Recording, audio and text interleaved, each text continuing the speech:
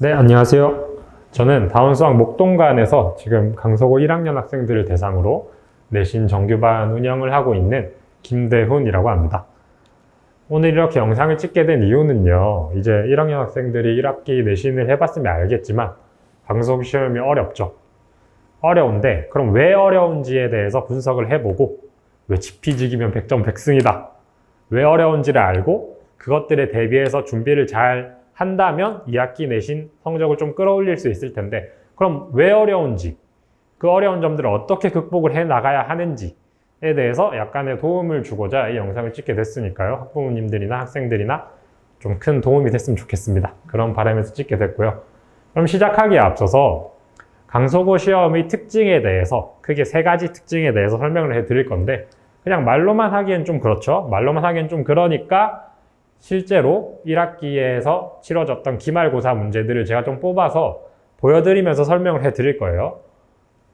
자, 먼저 기말고사에 나왔던 6번 문항입니다. 6번 문항. 1학기 기말고사에 나왔던 6번 문항인데, 보면 원의 방정식이 주어져 있고 공통연의 길이를 구하래요. 공통연의 길이를 구하는 문제, 학생들은 많이 봤죠. 많이 봤고 문제집에도 실제로 중요한 유형으로 다루고 있는 문제예요. 그래서 사실 이런 문제를 학생들이 딱 보자마자, 아, 공통연? 방정식도 주어져 있네? 그럼 이렇게 풀면 되겠구나 하고 덤빌 겁니다. 그게 맞죠, 사실. 그러기 위해서 우리 많은 문제들을 풀었고 이런 유형들을 집중적으로 분리를 해서 유형별로 문제풀이법을 익힌 거잖아요. 근데 이 문제를 그렇게 덤비면 안 돼요. 왜냐면 풀어본 친구들은 알겠지만 이 공통연의 길이를 구하는 문제, 6번 문제, 우리가 문제집에서 썼던, 학원에서 배웠던, 학교에서 배웠던 그런 풀이 방법을, 전형적인 풀이 방법을 그대로 적용시키면 안 되는 문제예요, 이건. 한 번 더 나아가서 한 번 더 생각을 꼬아서 직선의 방정식까지 구해낸 다음에, 근데 직선의 방정식을 구하려면 기울기까지 구해낸 다음에 원의 방정식을 다뤄야 되는 문제입니다, 얘는.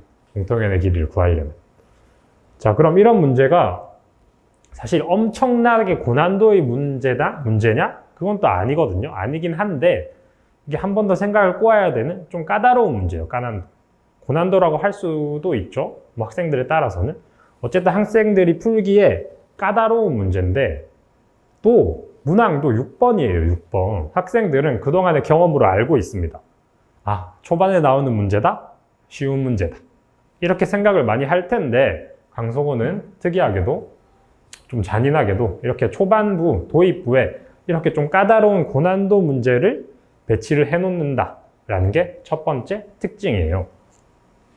자, 고난도 문제를 도입부에 배치한다. 꼭 고난도가 아니더라도 문제를 접근하기에 좀 까다로운 문제, 아니면 접근하기는 쉬운데 막상 풀어보면 생각을 한 번 더 꼬아놓은 까다로운 문제를 초반부에 배치를 해놓는 게 강서구 시험 문제의 첫 번째 큰 특징입니다. 근데 그러면 뭐가 문제냐? 사실 아까 제가 반복해서 말했던 게, 도입부에 있는 문제니까 학생들이 쉽게 본다. 그게 문제예요. 쉽게 보니까, 아, 이 문제를 내가 반드시 풀어야 되는, 점수를 주는 문제인데? 라고 생각을 해버리니까 이 문제가 안 풀린다 하더라도 넘어가지 못하는 거예요. 쉽게 다음 문제로. 그래서 이 문제에 많은 시간을 쏟게 되는 거죠. 근데 결국 풀었다 하더라도 이미 그 문제에서 많은 시간을 소비를 했다면 가뜩이나 다른 문제들도 어려운 문제가 많을 텐데, 강서구면 그 문제들에 퍼부어야 하는 시간이 줄어들게 되는 거죠. 그래서 아마 점수 관리하기가 힘들 거예요.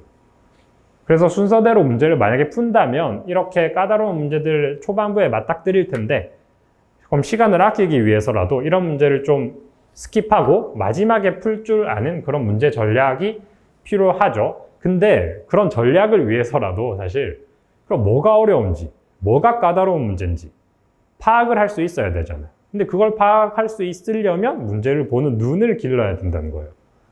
자, 이게 첫 번째 특징과 관련지어서 제가 강조하고 싶은 부분입니다. 이런 어려운 문제들을 스킵할 줄 아는 문제풀이 전략이 필요한데, 그 전략을 위해서라면 문제를 보는 눈을 길러야 한다. 겉으로 보기에는 유형적이고 쉬워 보이는 문제라도 막상 들어가 보면 어려운 문제라는 것을 파악할 수 있어야 된다. 최대한 빠르게 파악을 해야, 아, 이 문제는 시간이 좀 걸리겠구나, 다른 문제 먼저 풀자, 이런 식의 전략을 세울 수가 있겠죠. 이게 첫 번째 특징과 관련지어서 제가 강조드릴 부분입니다. 자, 그럼 두 번째 특징은 뭐냐? 두 번째 특징도 마찬가지로 문제를 직접 가져와서 설명을 해드리겠습니다. 얘도 마찬가지로 1학기 기말고사에 치러졌던 강서고 1학년 1학기 기말고사에 치러졌던 2번, 3번 문항이에요. 얘네는 2번, 3번 문항이고 얘는 딱 보시면 아시겠지만 2차 방정식, 2번은 2차 방정식, 3번은 2차 부등식. 근데 뭐 얘네는 아까 6번이랑 마찬가지예요. 전형적인 문제입니다. 유형적인 문제예요. 얘네는 또 그 유형별 문제 풀이에 적용할 수 있는 방법을 그대로 적용시키면 풀리는 문제예요, 실제로. 얘는 생각을 꼬아하는 문제는 아닙니다. 근데 한번 잘 보세요. 2번, 2021이라는 큰 숫자가 등장하죠. 답도 600대예요, 600대. 3번, 또 2021이라는 큰 숫자가 등장을 하고 답이 2000대입니다, 2000대.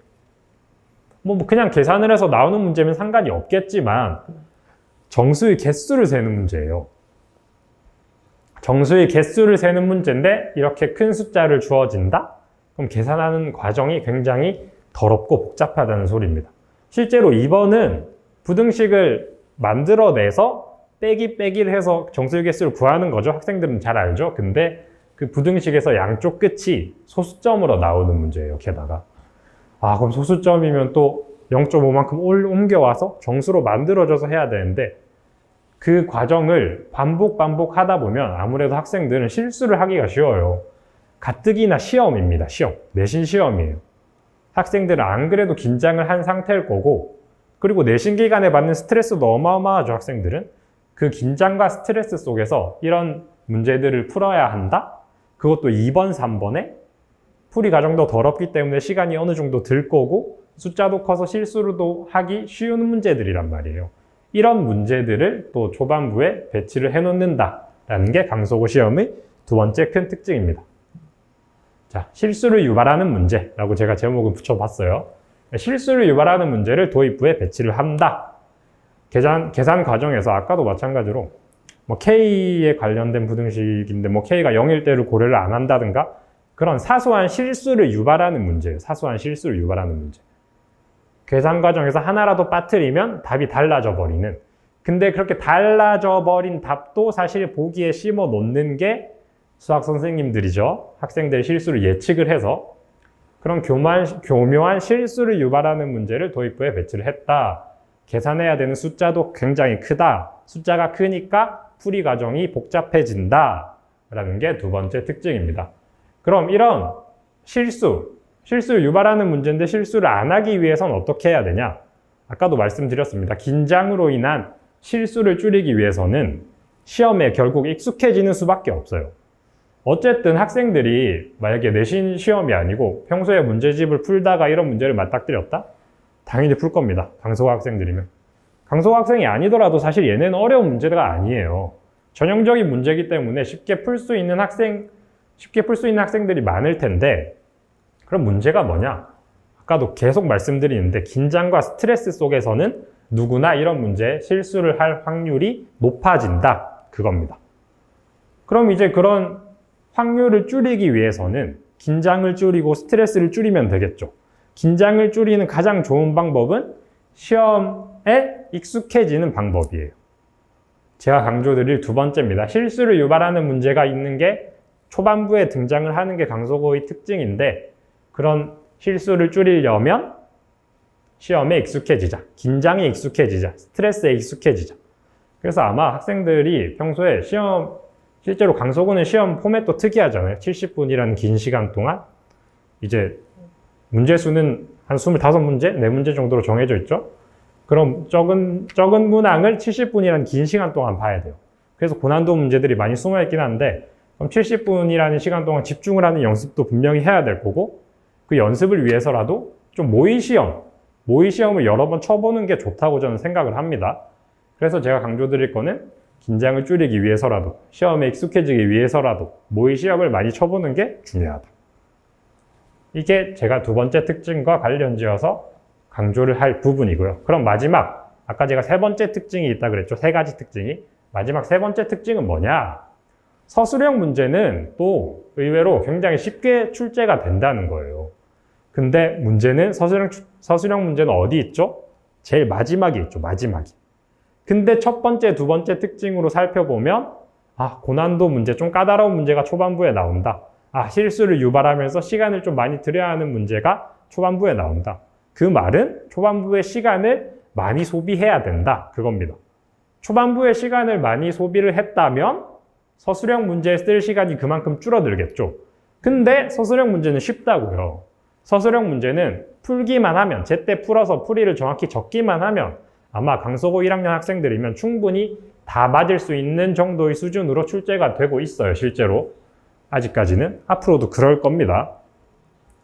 그래서 이 서술형 문제를 풀기 위해서라도 초반부 고난도 문제나 실수를 유발하는 문제에 너무 많은 시간을 쏟으면 안 된다는 거예요. 그래서 여기서도 문제풀이 전략이 필요하겠죠. 서술형 문제를 먼저 푼다던가, 아니면 아까도 말했듯이 앞에서 고난도 문제들 좀 스킵 넘기고 서술형 문제로 넘어온다든가, 일찍. 이런 식의 문제풀이 전략이 중요합니다. 근데 또 서술형 문제가 쉽다 하더라도 여기에 또 너무 많은 시간을 쏟아서는 안 되겠죠. 분명히 서술형 문제는 문항수도 적고 문항수는 적은 대신에 배점은 높잖아요. 아까 실제로 1학년 1학기 기말에서는 제 기억에는 3문제가 서술형이었는데 8점, 8.9점이었어요. 25점. 총 25점짜리 3문제를 반드시 맞춰야 돼요. 난이도도 쉽기 때문에. 그리고 최대한 빨리 풀어서 정확한 풀이를 빨리 적는다면 그만큼 우리 앞에 객관식, 고난도 문제들에 쏟을 수 있는 시간이 늘어나겠죠. 그러기 위해서라도 서술형 문제를 푸는데 정확하게 풀고 정확한 풀이를 또 빠르게 답안지에 옮겨 적는 연습을 하는 게 중요합니다. 자, 이렇게 제가 설명해드린 3가지 특징을 바탕으로 이제 우리가 대비해야 될 거는 2학기예요. 2학기 수학과에는 어떤 단원들이 있죠? 집합과 명제, 함수, 경우의 수, 그쵸? 이 단원들의 공통되는 특징이 뭐냐면, 아까 두 번째 특징이 뭐였죠? 강서고 시험의 두 번째 특징, 실수를 유발하는 문제가 등장한다. 자, 이 수학과 단원들의 특징이 뭐냐면 실수를 유발하는 문제를 내기가 굉장히 용이하다 라는 게 수학과 단원의 특징입니다. 예를 들어 보겠습니다. 자, 얘네도 진짜 기출문제예요. 강서고 기출문제. 각각 3번 문항, 7번 문항으로 출제가 됐던 문제인데 아마 재작년이었던 걸로 기억합니다, 저는. 자, 집합 문제고요. 3번은, 7번은 함수 문제입니다. 집합에서 우리가 굉장히 학생들이 어려워하는 거, 원소의 개수를 묻는 문제. 자, 주어진 조건이 저렇게 많아요. A가 C의 여집합에 속해야 되고, B의 원소의 개수가 주어져 있고, B 빼기 A의 원소의 개수가 주어져 있고, 저 조건들에 부합하는 벤 다이어그램을 그려서 원소의 개수를 세는 게 아마 기본적인 방법이죠. 근데 벤 다이어그램을 그릴 때도 저 조건들에 다 부합하는 벤 다이어그램을 그려야 돼요. 그거를 생각하기도 굉장히 힘들고 그 과정에서 실수가 굉장히 많이 나오거든요, 실제로 학생들이. 그래서 학생들이 가장 좀 실수를 하기 쉬운, 덤벙대는 학생들은 좀 틀리기 쉬운 유형을 3번 문제에 집어넣어뒀고 7번 문제는 좀 더 악질입니다, 악질. 자, 7번 문제를 보겠습니다. 기억, 니은, 디귿, 리을 보기 중에서 함수인 것의 개수를 골라라인데, 자, 보기가 어떻게 구성이 되어 있죠? 1번 1개, 2번 2개, 3번 3개, 4번 4개, 5번 5개. 정말 너무하지 않아요? 원래 이런 문제는 이런 게 정석이죠. 1번 기억, 2번 기억, 니은, 3번 디귿, 리을, 4번 기억, 니은, 디귿, 리을, 이런 식으로 보기에 이 기호들을 써놓는 게 우리가 그동안 쳐왔던 시험이었잖아요. 근데 여기서는 함수인 것의 개수를 골라라 이거예요. 얘네들 중에서 내가 만약에 헷갈려서 긴장으로 인해서 실수를 해서 개수를 1개라도 더 셌다. 근데 걔는 반드시 보기에 있겠죠. 그럼 내가 실수를 한지도 모르고 그냥 답 있네 체크하고 넘어가게 되는 거예요. 이렇게 근데 실제로 이런 유형의 문제가 제가 기출문제를 찾아보니까 꽤 많았거든요. 특히 2학기 중간고사 이렇게 함수가 들어가는 시험 범위에서는 이런 문제가 꽤 많이 나왔어요. 실수를 유발하는 문제, 악질적인 문제. 그래서 아마 제가 과감하게 확실하게 말씀을 드리는데 2학기에는 특히 앞의 3가지 특징 중에서 강서구 시험이 3가지 특징 중에서 두 번째 특징에 집중을 할 필요가 있습니다. 실수를 안 하느냐, 얼마나 안 하느냐의 싸움이에요. 결국 학생들 사이에서. 실수를 얼마나 안 하느냐에 따라서 아마 내신 점수가 왔다 갔다 할 텐데, 그럼 아까 제가 두 번째 특징에서 강조드린 게 뭐였죠? 실수를 줄이기 위해선 뭐다? 모의 시험을 여러 번 쳐봐야 된다. 그래서 이제 지금 실제로 진행되고 있는 저희 정규반 수업에서는 어떤 식으로 수업을 진행을 하고 있냐면, 모의 시험을 좀 수시로 진행을 하고 있습니다, 실제로. 뭐 학교 기출 문제, 그동안 뭐 연도별로 기출 문제를 풀어보기도 하고요, 당연히. 뭐 기출 문제가 근데 무한대로 있는 건 아니잖아요. 아무래도 최근 몇 개년을 풀어보는 게 중요하지, 막 몇십 년 전 거를 막 찾아서 풀어볼 필요는 없겠죠? 그럼 시험 문제가 아무래도 부족할 텐데, 실제로 제가 몇 개년을 완전히 풀어보고 강서고반을 맡게 되면서 분석을 엄청나게 했어요. 엄청나게 해서 저는 확실하게 강서고의 전문가라고 말씀을 드릴 수 있습니다. 그런 제가 직접 학교 시험의 형식과 난이도를 적용을 그대로 시켜서 최대한 비슷하게 시험지를 제작을 하고 있어요. 그런 시험지로 학생들에게 모의 시험을 풀리고 있습니다. 시간도 70분을 주어놓고요. 초반부에 고난도 문제 배치하고요. 까다로운 문제 배치하고 실수 유발하는 문제 배치하고 대신 서술형은 쉽게 내지만 배점은 좀 높게 하고 그런 식의 강서고 시험의 포맷에 맞춘 모의 시험을 수시로 진행을 하고 있습니다. 이 모의 시험을 통해서 실제로 학생들이 굉장히 가면 갈수록 긴장도 좀 줄어들고 실수가 많던 학생들도 실수가 좀 줄어드는 등의 효과를 보이고 있거든요.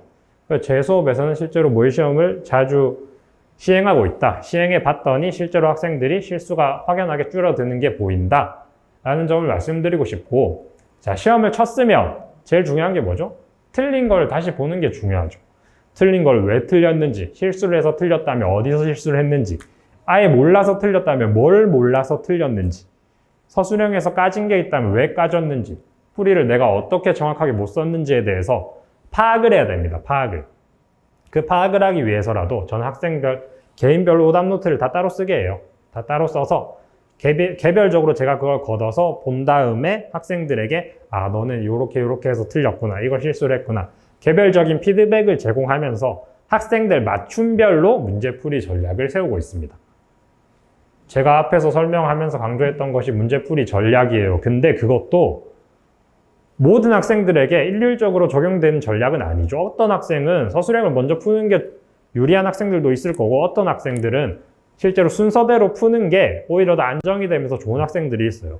그걸 파악하기 위해서 시험을 치른 다음에 개별적으로 오답 노트를 활용해서 피드백을 제공하고 있다. 이게 또 제 수업의 특징이고요.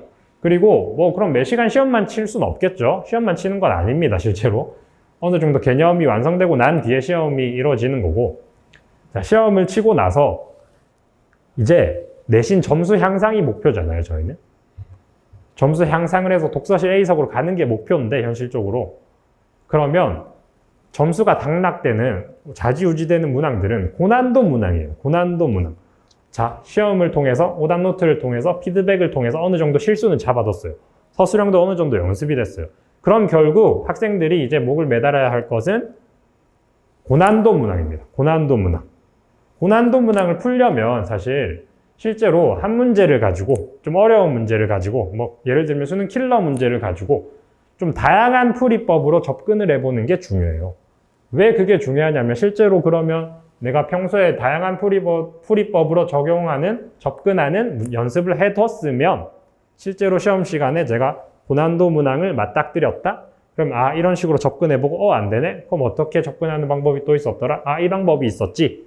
이렇게 접근을 해볼까? 이런 식으로 여러 방법의 풀이법을 문제에 적용시킬 수가 있어요. 그리고 그 중에서 당연히 맞는 방법이 하나는 있겠죠. 그렇게 좀 확률을 높이자 이겁니다. 고난도 문제를 풀 수 있는, 정답을 맞출 수 있는 확률을 좀 높이자. 그 확률을 높이기 위해서라도 저는 수업 시간에 실제로 고난도 문제들을 좀 다양한 풀이법으로 접근을 해보는 시간을 많이 갖고 있습니다. 여기까지가 뭐 강서고 시험의 특징을 잘 해석을 해서 분석을 해서 이 학기 내신을 위해서 제가 제 판단하에 제 수업 시간에 진행하고 있는 간략한 특징들을 설명을 해드린 거예요. 오늘 이 영상이 혹시 뭐 강서고 1학년 학생들, 학부모님들이 많이 봐주시고 그런 분들에게 많은 도움이 됐으면 좋겠다라는 마음으로 마무리를 해 드리겠습니다. 네, 감사합니다.